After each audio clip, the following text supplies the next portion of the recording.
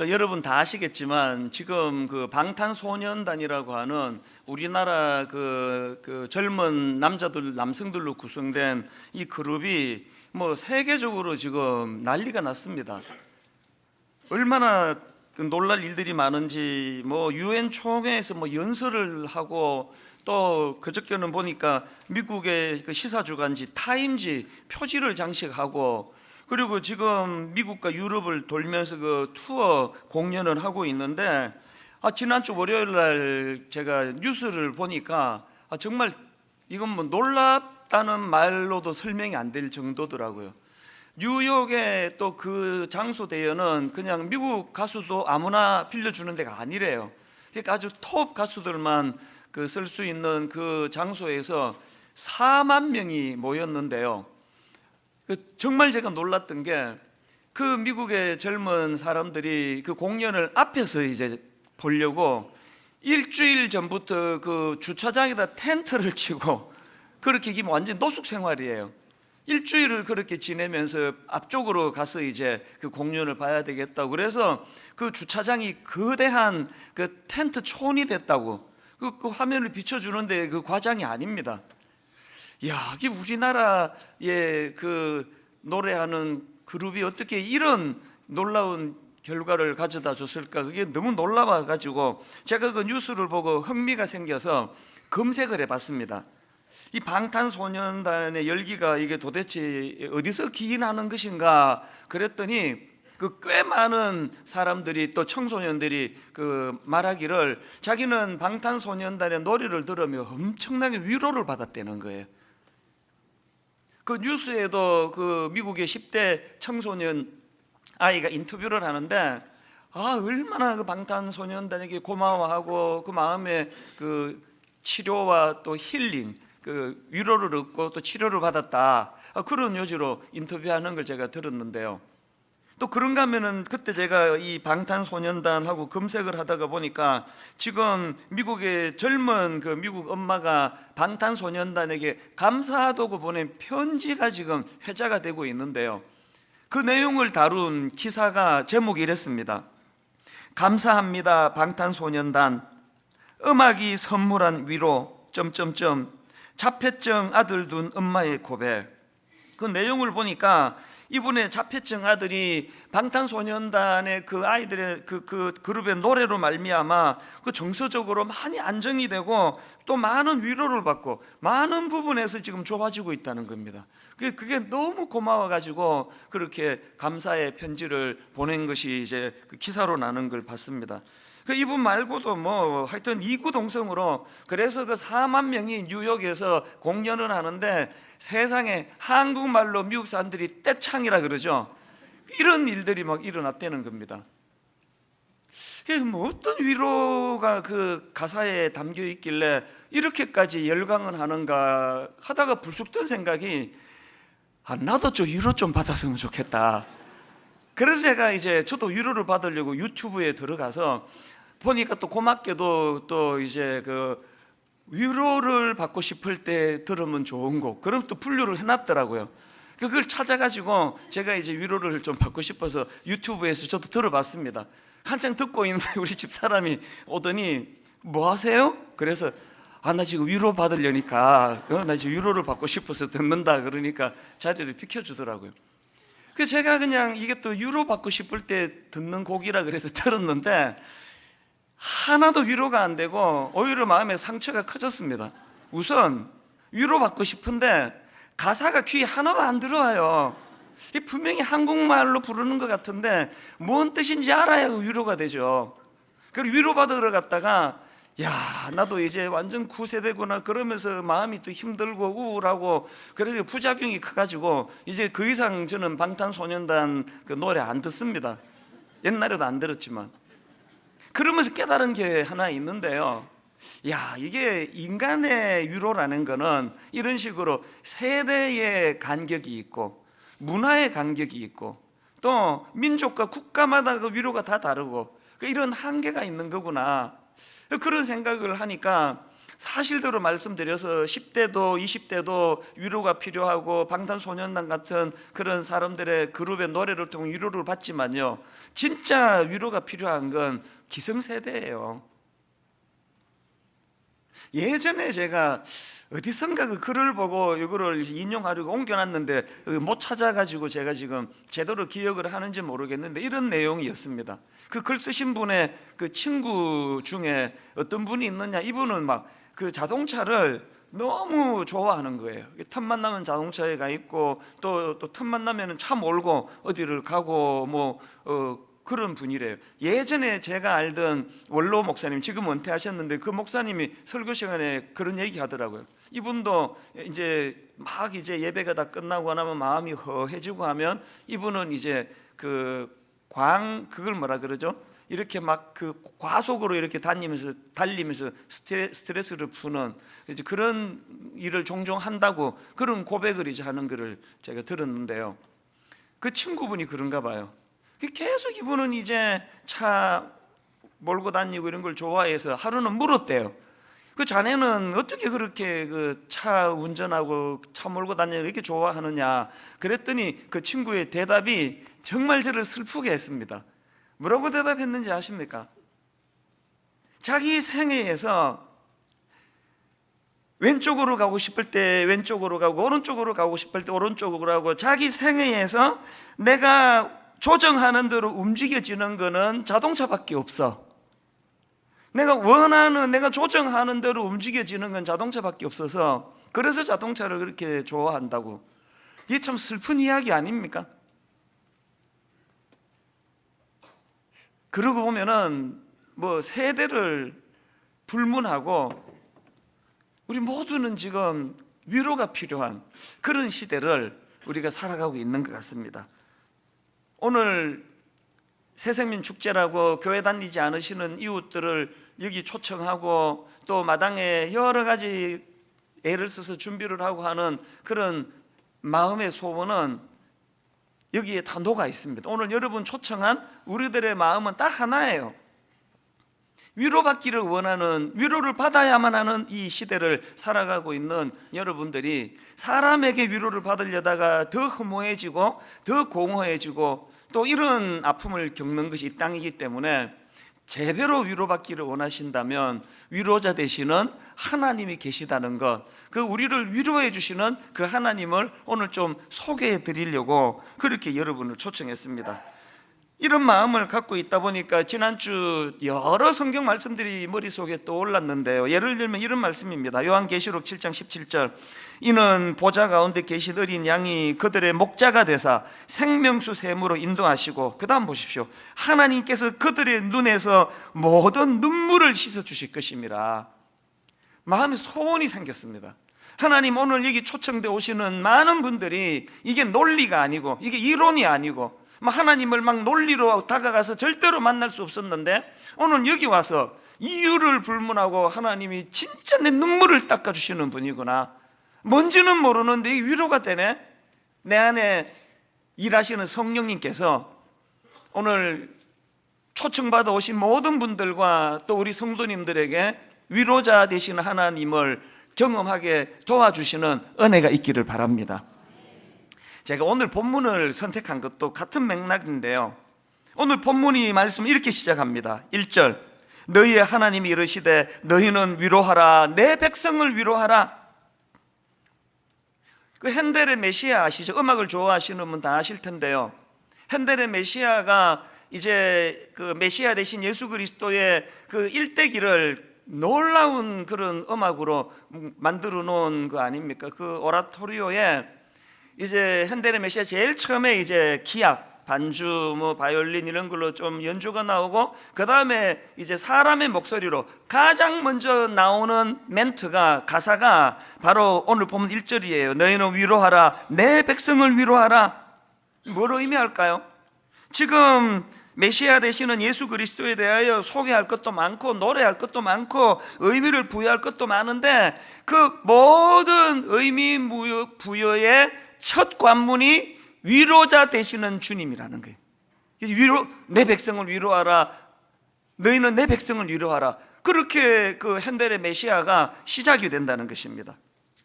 그러고 보면 우리 하나님은 많은 그분의 속성 중에 우리를 위로해 주시는 하나님이세요. 고린도후서 1장 3절 4절 찬송하리로다 그는 우리 주 예수 그리스도의 하나님이시요 자비의 아버지시요 모든 위로의 하나님이시며 우리의 모든 환난 중에서 우리를 위로하사 우리로 하여금 하나님께 받는 위로로서 모든 환난 중에 있는 자들을 어떻게 하신다고요? 능히 위로하게 하시는 이시로다. 계속 제가 강조하고 또 강조하지만 저는 오늘 여기 초청되어 오신 우리 이웃분들과 우리 성도님들이 바로 이 능히 우리를 위로하게 하시는 이시로다 하는 이 하나님을 경험하는 그런 예배가 되기를 바랍니다. 사실 여러분, 하나님이 우리를 어떻게 인식하는가는 마태복음 11장 28절에 고스란히 담겨 있습니다. 수고하고 무거운 짐진 자들아 다 내게로 오라 내가 너희를 쉬게 하리라. 지금 하나님이 보시는 우리 인생은요, 수고하고 무거운 짐으로 인해 지친 상태예요. 본인은 그렇게 익숙하게 살아서 나는 안 지쳤는데 그렇게 생각하실지 모르지만 누구나 예외 없습니다. 설교를 하는 제 자신이 지쳐 있는 상태예요. 그래서 제가 이 수고하고 무거운 짐진 자들아 이걸 영어 성경으로 찾아보니까 weary라는 단어를 썼더라고요. 하나님이 우리를 보시는 인식이 뭐라고요? 무거운 짐으로 허덕이다가 지쳐 있는 상태예요. 피곤한 상태예요.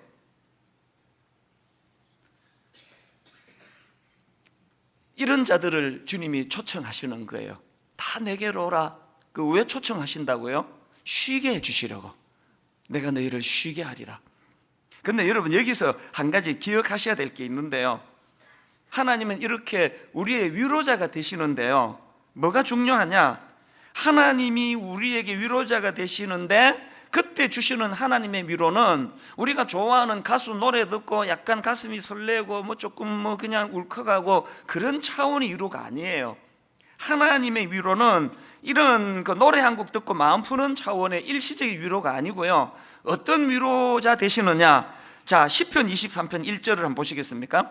여호와는 나의 목자시니 내게 부족함이 없으리로다. 그가 나를 푸른 풀밭에 누이시며 쉴 만한 물가로 인도하시는도다. 그 다음 3절을 보세요. 내 영혼을 소생시키시고 자기 이름을 위하여 의의 길로 인도하시는도다. 하나님이 우리에게 주시는 위로는, 요즘에 내가 그런 표현을 종종 쓰는데요, 은발에 오줌 누이는 그런 위로가 아니에요. 잠깐 따뜻해졌다가 원래로 돌아가거나 더 고통이 심한 차원의 위로가 아니고요, 하나님의 위로는 소생시키시는 위로예요. 회복시키시는 위로예요.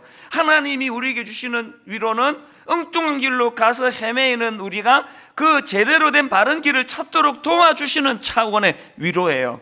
그렇기 때문에 자꾸 감동만 받으려고 하시면 안 됩니다. 내가 진짜 하나님의 위로를 받는다면 하나님 옆길로 가는 내 인생이 교정한 받기를 원합니다. 하나님, 저는 지금 마음이 낙심해 있는 상태인데 소생시켜 주시는 은혜를 맛보게 되기를 원합니다. 오늘 이런 위로가 임하게 될 줄로 믿습니다. 자, 그렇다면요, 이제 본론으로 들어가서 이렇게 피곤하고 지쳐있는 우리 모두는 하나님의 위로가 필요한데, 근데 왜 어떤 사람은 그 위로를 경험하는데 어떤 사람은 위로를 경험하지 못하느냐, 이 문제를 제가 좀 다루려고 합니다. 왜 누구는 진짜 하나님이 위로가 된다고 저한테 와서 앉으면 눈물부터 흘리는 분들이 얼마나 많은지 아세요?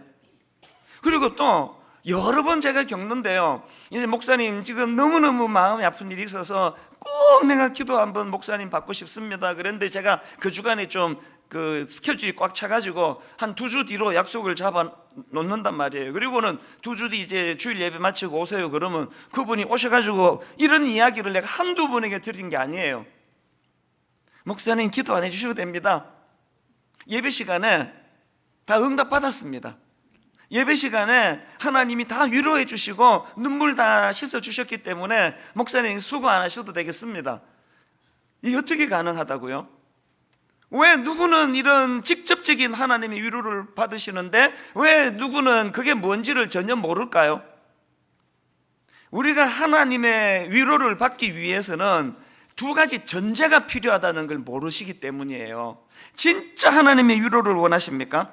두 가지 전제를 꼭 기억하셔야 됩니다. 첫 번째 전제가 뭡니까? 나 스스로가 유한한 인생임을 자각해야 한다는 것입니다. 자, 오늘 이 본문은 그 흐름이 중요한데요, 어디로 흘러가는지를 유심히 보십시오. 1절에서 내 백성을 위로하라, 내 백성을 위로하라 그렇게 선포했는데 그 말씀이 어디로 흘러가느냐? 6절에 가서 이런 명을 하십니다. 말하는 자의 소리여 이르되 외치라. 대답하되 내가 무엇이라 외치리까 하니 이르되 모든 육체는 풀이요 그의 모든 아름다움은 들의 꽃과 같으니, 모든 육체는 풀과 같고 꽃과 같다고 외쳐라, 그렇게 명령을 내리시는데, 여러분 여기서 중요한 건 지금 우리 육체는 풀과 같고 꽃과 같다 할 때 뭘, 풀과 꽃의 어떤 부분을 강조하는 표현인지 아십니까? 아름다움을 얘기하는 게 아니에요. 풀과 꽃의 어느 부분을 강조하는가는 바로 그 다음 7절 보면 나옵니다. 6절 끝을 제가 다시 읽어드릴게요. 모든 육체는 풀이요 그의 모든 아름다움은 들의 꽃과 같더니, 7절 풀은 마르고 꽃이 시들면, 또 그 다음 8절 풀은 마르고 꽃은 시드나. 반복해서 강조하는 게 뭐예요? 우리 육체가 풀 같고 꽃 같대요. 그만큼 아름답다는 뜻이 아니에요. 여기서 강조하는 우리 육체는 그만큼 시들기 쉽고 그만큼 초라해지기 쉽고 그만큼 한계를 가진 존재라는 것을 강조하는 차원의 풀이요 꽃이에요. 하나님의 위로를 받고 싶습니까? 내가 이런 마르기 쉬운 풀 같고 시들기 쉬운 꽃 같은 존재라는 사실을 인식하는 것, 이게 첫 번째 전제입니다. 그러고 보면요, 성경에는 이런 메시지가 생각보다 얼마나 많은지 모릅니다. 자, 야고보서 4장 14절을 보십시오. 내일 일을 너희가 알지 못하는도다. 너희 생명이 무엇이냐? 너희는 잠깐 보이다가 없어지는 안개니라. 이걸 인식 안 하면 위로 없다. 아침에 해 뜨기 전에 차 몰고 경부고속도로를 가다 보면, 평택쯤 이렇게 가다 보면 종종 안개가 자욱해질 때가 있습니다. 진짜 허무합니다. 10분 20분 해 딱 뜨면 다 없어져 버려요. 그게 우리 인생이래요. 이게 너희는 잠깐 보이다 없어지는 안개니라. 제가 그런 안개를 볼 때마다 마음으로 자각하게 되는 게 이 말씀이에요.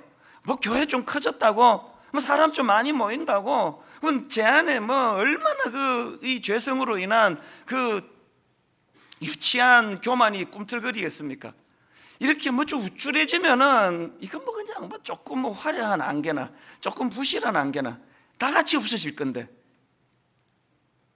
시편 39편 5절도 마찬가지예요.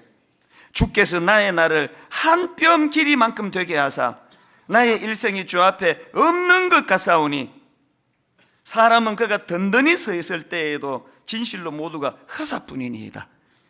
뭐 좀 갖춘 거 있다고 허세 부릴 필요 없고요.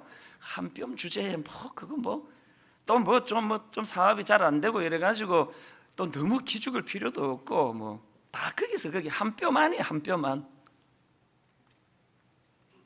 역대상 29장 15절도 똑같은 내용입니다. 우리는 우리 조상들과 같이 주님 앞에서 이방 나그네와 거류민들이라 세상에 있는 날이 그림자 같아서 희망이 없나이다. 그래서 시들어버리기 쉬운 풀과 같고 시들어버리기 쉬운 꽃과 같은 존재임을 선포하라는 거예요. 그걸 자꾸 우리가 되뇌이는 거예요. 여러분, 성경이 왜 이렇게 인간의 연약함을 이렇게 집요하게 강조하는지 아시겠죠? 하나님이 우리의 약점을 후벼 파가지고 그냥 우리를 열등감의 구덩이로 집어넣으려고 그러시는 게 아니에요. 내 연약함을 내 힘으로, 저는요 그 프로야구가 참 의미가 있다고 생각을 해요. 프로야구가 9회까지라는 게 의미가 있습니다. 아무리 무쇠팔이라 해도요 1회부터 9회까지 다 던지는 투수는 이게 뭐 1년에 한두 번 있을까 말까.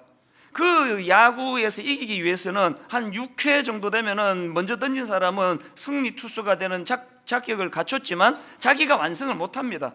그 다음 구원 투수가 잘 던져줘야 자기가 우승 승리 투수가 되는 거거든요. 그게 인간이라는 걸 저는 야구 볼 때마다 느껴요. 그래서 우리는 이렇게 한계를 가진 연약한 인생이라는 걸 인식해야 하나님이 보이기 시작하거든요. 이런 의미에서 하나님은 그 교만한 사람을 제일 싫어하시고 뿐만 아니라 교만한 사람을 제일 이 미련한 놈아, 아이고 참말로 어쩌려고 이렇게 교만하니, 어쩌려고.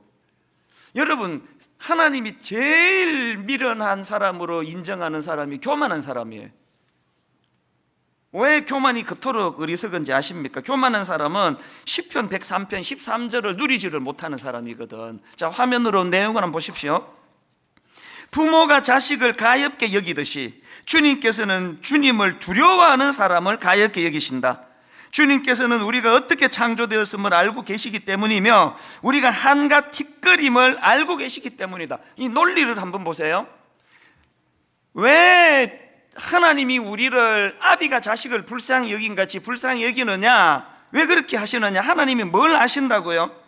저 인간이 한갓 티끌임을 아시기 때문에 불쌍하게 보신단 말이에요. 그러면 그 논리로 말하면 내가 하나님의 긍휼을 얻기 위해서는 하나님의 시각으로 나를 봐야 되는 거 아닙니까? 내가 하나님 보시기에도 불쌍하고 그 사실을 내가 인정할 때에야만 아비가 자식을 불쌍히 여긴 같이 그 불쌍히 여기시는 하나님의 긍휼을 누릴 수 있다는 거예요. 교만이 왜 위험합니까? 난 하나님 도움 없어도 난 잘 쓸 수 있다 그러면 부모가 자식을 가엾게 여기는 마음을 누리지를 못하는 거 아닙니까? 여러분, 저는요 대인관계나 대신관계, 하나님과의 관계나 가장 중요한 건 난 긍휼이라고 생각해요. 가정이 회복되기를 원하세요? 부부 사이에 긍휼을 구하세요. 신혼 때 왜 그렇게 싸우는지 아세요? 신혼 때 막 미치도록 싸우는 건 상대방에게 내가 긍휼을 못 줘서 그래요. 쓸데없는 그냥 기대감만 잔뜩 심어줘가지고 나랑 결혼하면 막 왕자로 만들어주겠다, 공주로 만들어주겠다, 그런 지키지도 못한 약속을 해가지고 잔뜩 기대를 부풀게 해가지고 결혼해보니까 왕자는 공주는커녕 완전히 무수히 취급을 하고 있으니까 열받아가지고 싸우는 거 아니냐고요. 우리 가정도 초반에 좀 싸웠지만 지금은요 진짜 우리 부부는 싸움이 없어요. 갈수록 부부가 너무너무 서로가 지금 잘 지내고 있는데 이게 저만 그렇게 생각하는 건가? 적어도 저쪽은 그래요. 뭐가 달라졌는지 아세요?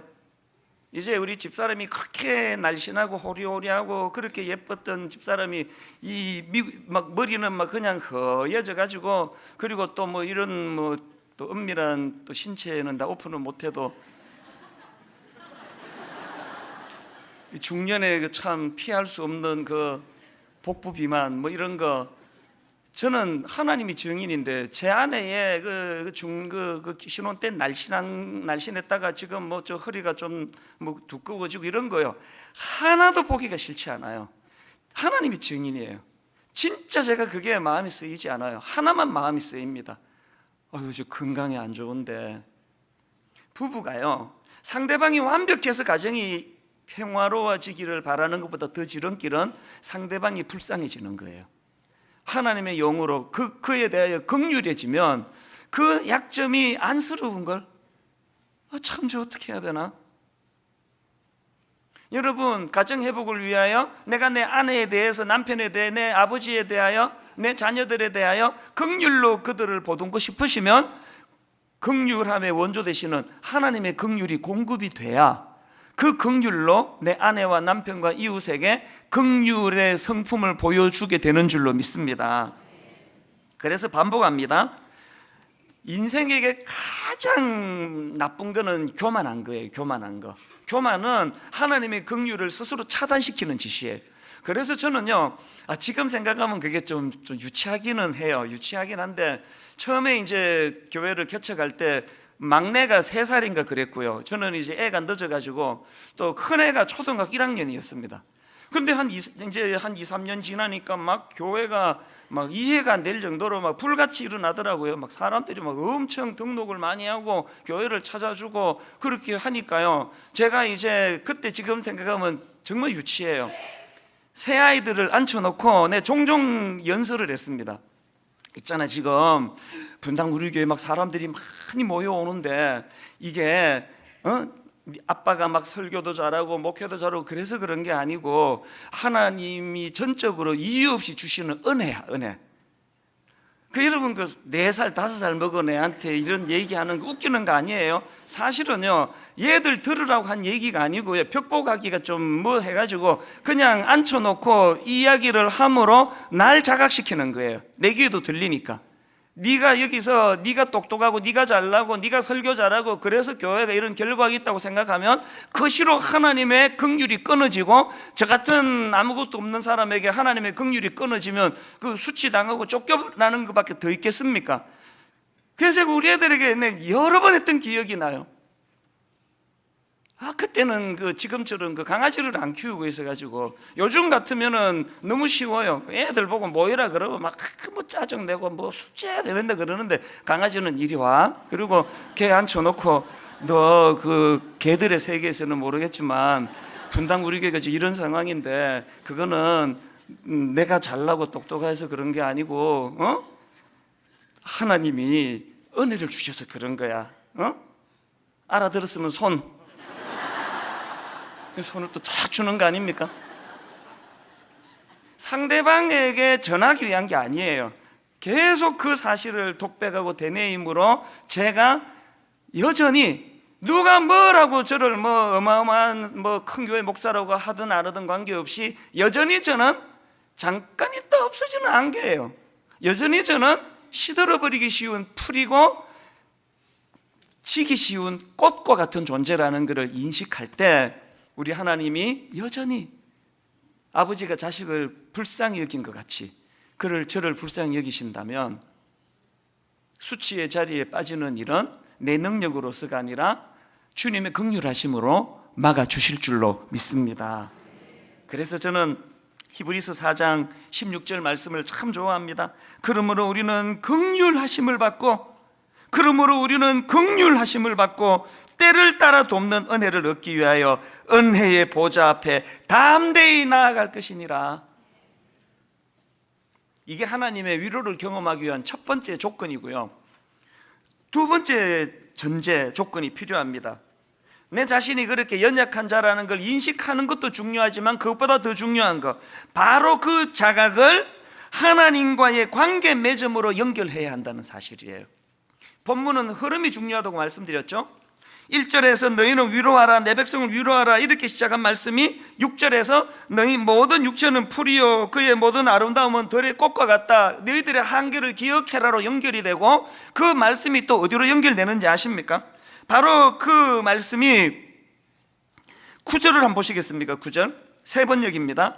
좋은 소식을 전하는 시온아, 어서 높은 산으로 올라가거나 아름다운 소식을 전하는 예루살렘아, 너의 목소리를 힘껏 높여라. 두려워하지 말고 소리를 높여라. 유다의 성읍들에게, 그 다음 보세요, 여기에 너희의 하나님이 계신다라고 말하여라. 이 흐름을 아시겠습니까? 하나님의 위로를 누리기 위해서는 나는 풀과 같고 나는 꽃과 같은 존재라는 걸 인식하고 그것으로 그치는 게 아니라 그 내 연약함과 한계를 인식하는 그 자리에서 여기에 도우시는 하나님이 계시다라는 것을 선포하라는 거예요.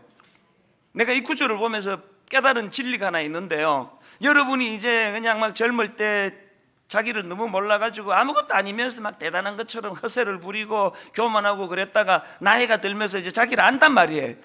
이게 내가 사실은 이게 보잘것없는 인생인 걸, 그냥 안개 같은 인생인 걸 내가 그냥 쓸데없이 교만했구나, 이거를 깨달으면, 여러분 잘 들으세요, 그것을 깨닫는 그 순간에 여러분은 두 갈래 길 앞에 서 있는 거예요. 두 갈래 중에 한 길로 가야 돼요. 한 길이 뭐예요? 내버려두면 가는 길? 우울해요.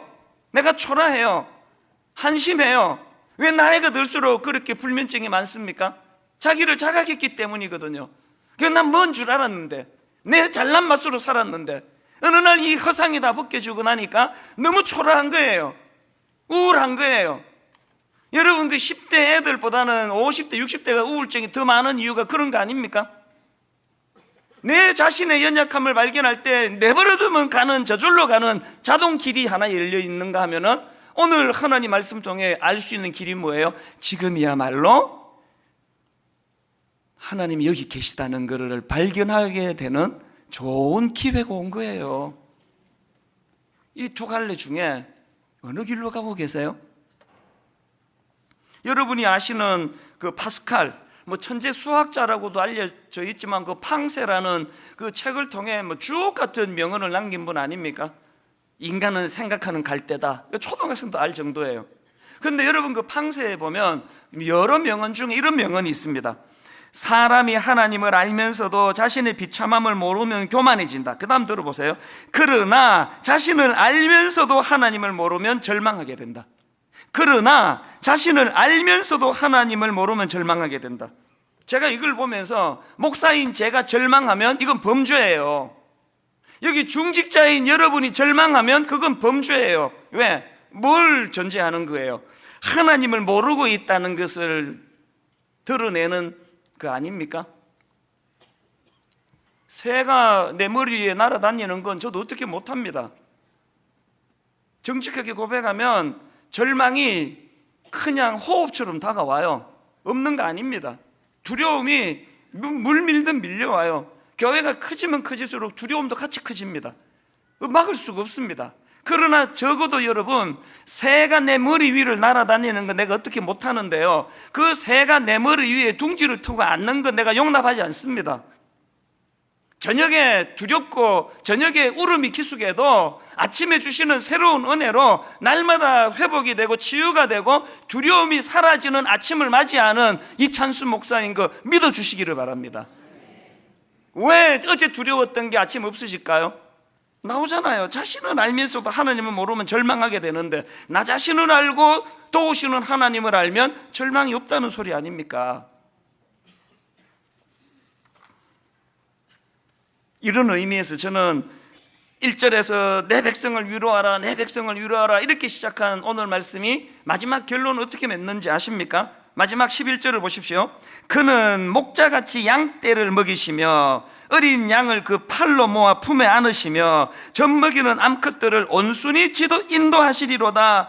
나는 이 말씀이 진짜 너무 감사해요. 그리고 오늘의 말씀이 내 백성을 위로하라로 시작했다가 그는 목자같이 양떼를 먹이시며 어린 양을 그 팔에 모아 품에 안으시며, 내가 좋아하는 가수 노래를 들으면 울적한 게 사라지는 그런 차원의 위로가 아니라 관계 맺음이에요. 관계 맺음. 지난주 말씀드렸잖아요. 이사야 56장 3장 6절. 우리는 다 양 같아서 그릇 행하여 각기 제 길로 갔거늘 내버려두면 엉뚱한 길로 가고, 대형교회 소형교회 장로 목사 권사 구분 있습니까?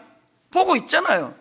내버려두면 엉뚱한 길로 가고, 내버려두면 부끄러운 자리에 가고, 내버려두면 엉뚱해서 헤매는 이런 인생을 보시고 하나님이 우리에게 그 방향을 길을 잘 못 구분하는 양이구나, 내가 목자 돼 줄게. 보고 아이고 네가 그 똥오줌을 못 가리는 어린애 같은 존재구나, 내가 네 아버지 돼 줄게. 이게 하나님 아닙니까? 관계 맺어 다가오시는 그분의 위로하심이에요. 이런 의미에서 저는 이 11절 말씀도 너무 좋고요. 요한계시록 7장 17절 다시 보십시오. 이는 보좌 가운데 계신 어린 양이 그들의 목자가 되사 생명수 샘으로 인도하시고 하나님께서 그들의 눈에서 모든 눈물을 씻어 주실 것입니다. 요즘에 저는 십계명을 혼자 공부하고 있는데 얼마나 내가 요새 감동이 되는지 모릅니다. 새삼 깨닫는 것도 많고 새로 알게 되는 것도 많은데요, 전에 한 말씀드렸죠. 출애굽기 20장 이 십계명을 기록하고 있는데 제1계명이 3절에 나옵니다. 너는 나 외에는 다른 신들을 내게 두지 말라. 이게 첫 번째 하나님 주신 계명이에요. 그런데 여러분 바로 그 계명 앞에 전제, 지난번에 말씀드렸죠. 1절 2절입니다. 하나님이 모든 말씀으로 말씀하여 이르시되 나는 너를 애굽 땅 종되었던 집에서 인도하여 낸 내 하나님 여호와니라. 1계명 받아 적어봐. 너는 나 외에는 다른 신들을 내게 두지 말란 말이야. 뭐가 느껴지세요? 관계로 다가가시는 거예요. 관계로 다가가시는.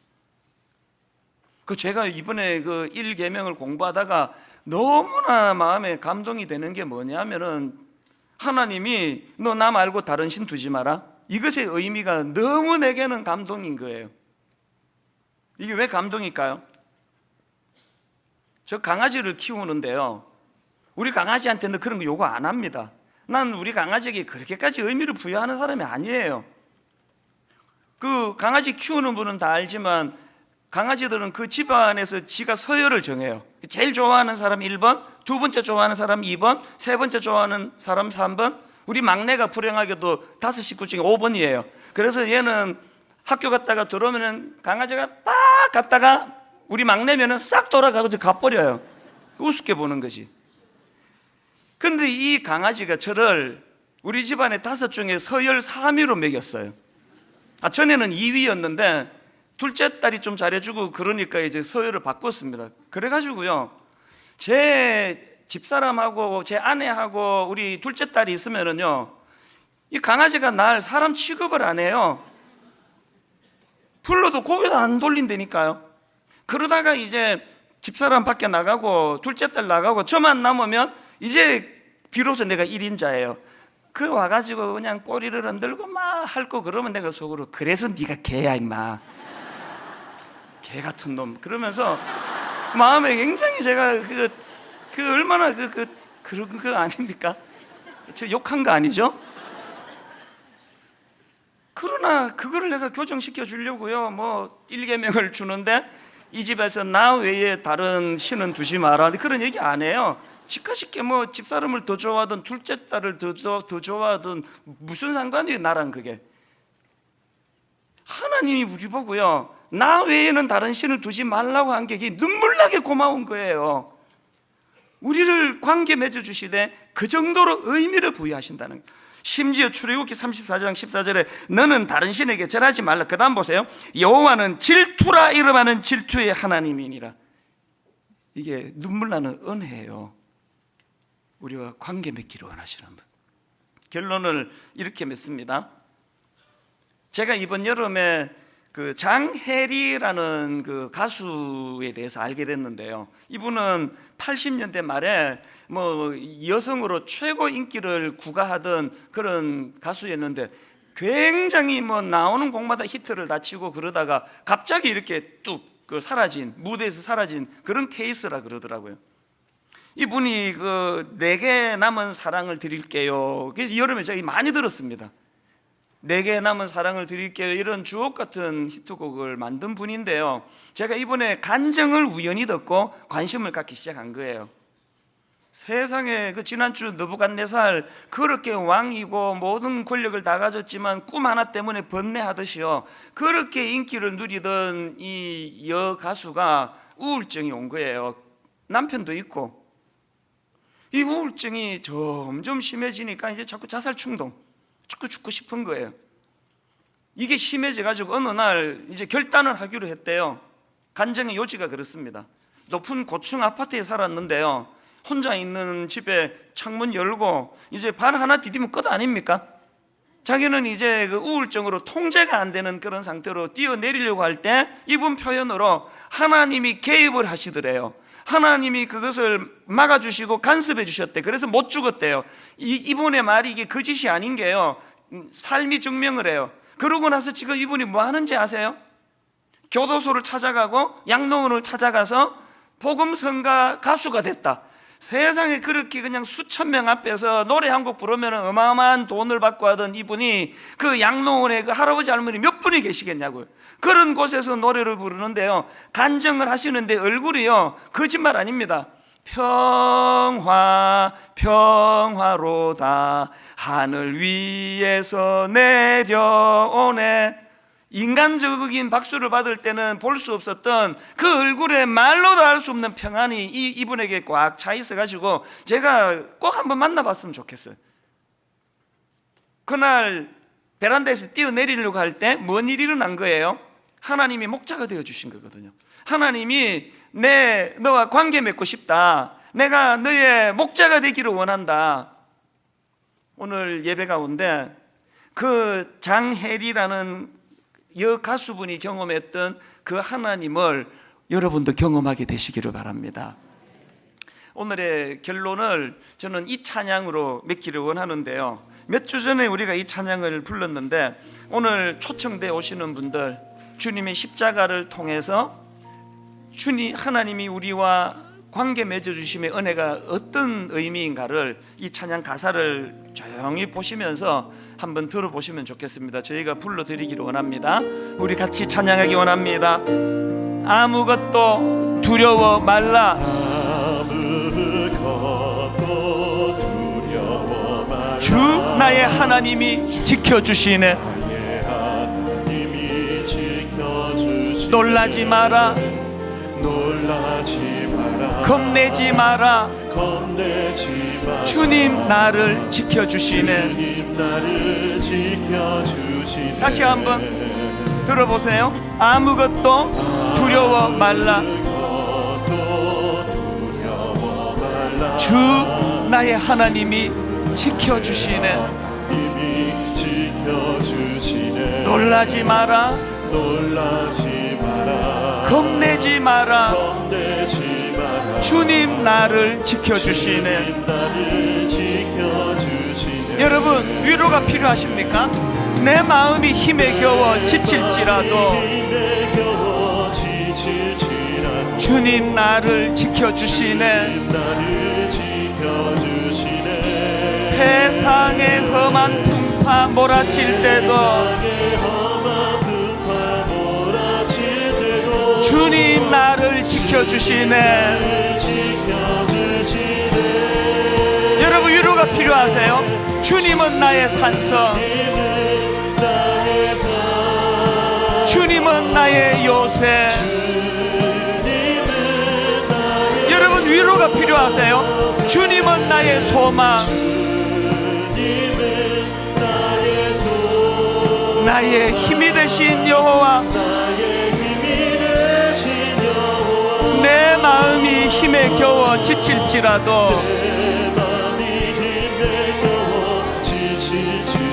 주님 나를 지켜주시네. 세상의 험한 풍파 몰아칠 때도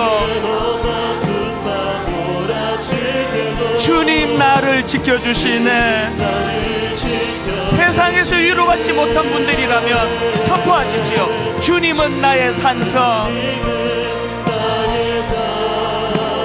주님은 나의 요새, 주님은 나의 소망,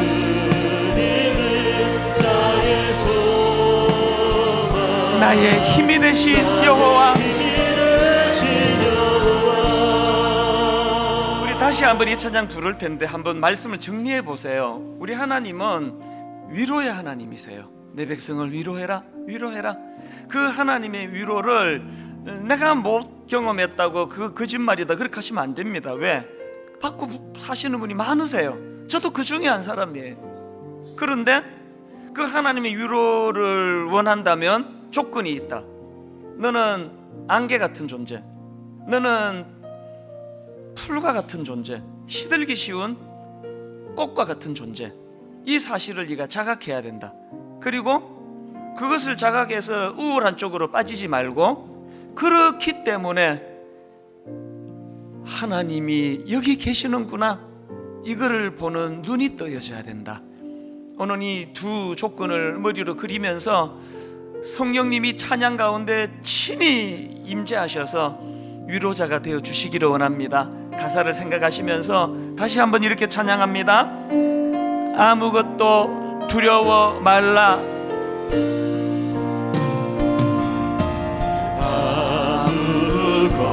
아무것도 두려워 말라. 주 나의 하나님이 지켜주시네. 성령님이 날마다 말씀하십니다. 놀라지 마라, 겁내지 마라. 주님 나를 지켜주시네. 세상의 험한 풍파 몰아칠 때도 주님 나를 지켜주시네. 세상의 험한 풍파 몰아칠 때도 주님 나를 지켜주시네. 여러분 한번 이렇게 선포하지 않으시겠습니까? 주님은 나의 산성,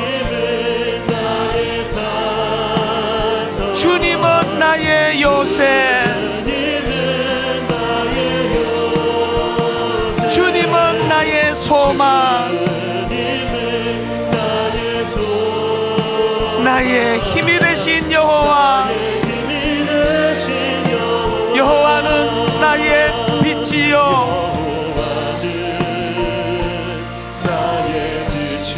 여호와는 나의 구원이시니. 이렇게 선포하십시오. 내가 누구를 두려워하리요? 여호와는 생명의 피난처시니. 주의 인자가 생명보다 나음으로 내 입술이 여호와를 찬양하리. 내 평생의 주를 찬양하며 주의 이름으로 내 손 들리라. 우리 다 자리에서 일어나셔서 여호와는 나의 빛이요, 여호와는 나의 구원이시니. 내가 누구를 두려워하리요? 여호와는 생명의 피난처시니. 주의 인자가 생명보다 나음으로 내 입술이 여호와를 찬양하니. 내 평생의 주를 찬양하며 주의 이름으로 내 손 들리라.